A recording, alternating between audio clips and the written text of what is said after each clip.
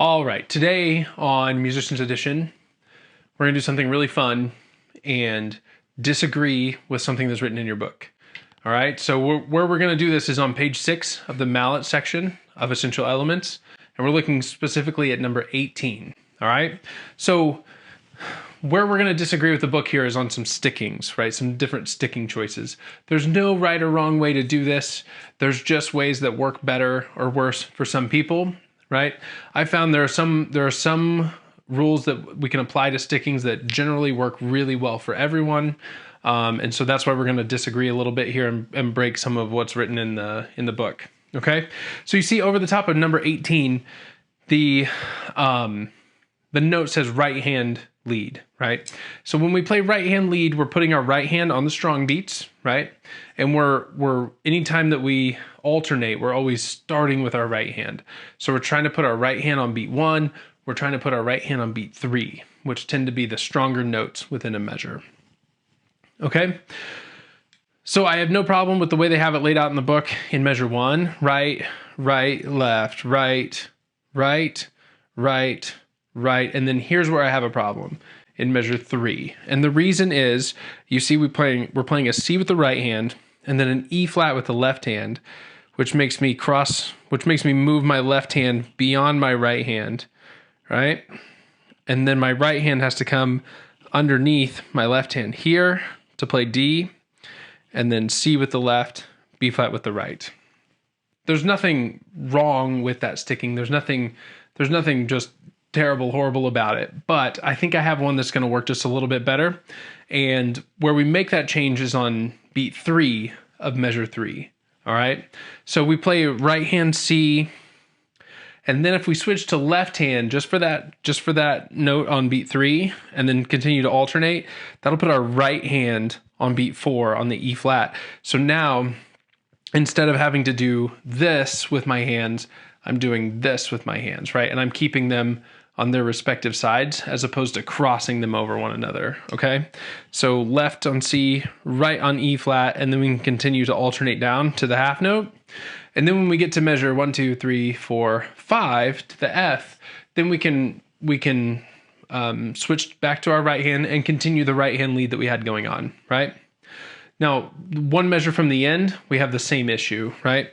We have right on C, left on E flat, which makes us do this with our hands. Again, not horrible, but not quite as comfortable as doing this with my hands, right? So I'm going to put left on C, right on E flat, and then continue my way down, end on the left, okay? So we talked in a previous video about a lot of times we have a certain sticking style, whether it's alternated, whether it's double sticking, whether it's right hand lead.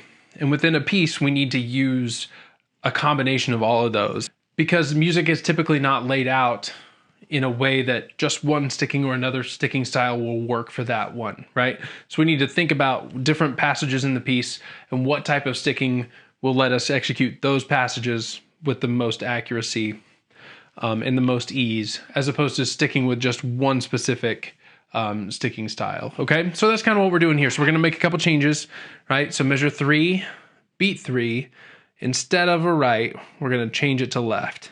And then beat 4, measure 3, we're gonna change to right. And then the measure after that will have to be left, right, left, okay? Let's try that measure real quick. Starting on measure 3, so we're gonna play right, left, right, left, right, left, okay? Here we go, starting on measure 3, and then we'll play also measure 4. 2, ready, go.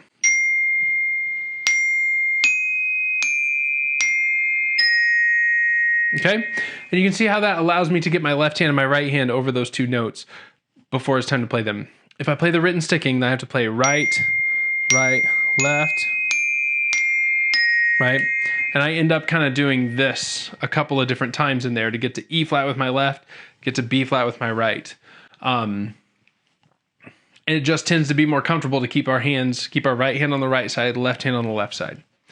Okay, and then the other place we're gonna make that change is one measure from the end.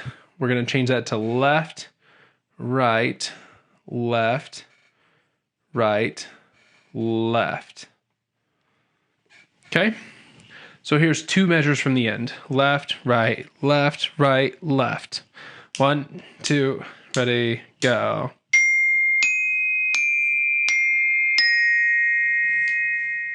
Okay, once we got those couple of sticking things kind of ironed out, let's go ahead and try it from the beginning. 1, 2, ready, go.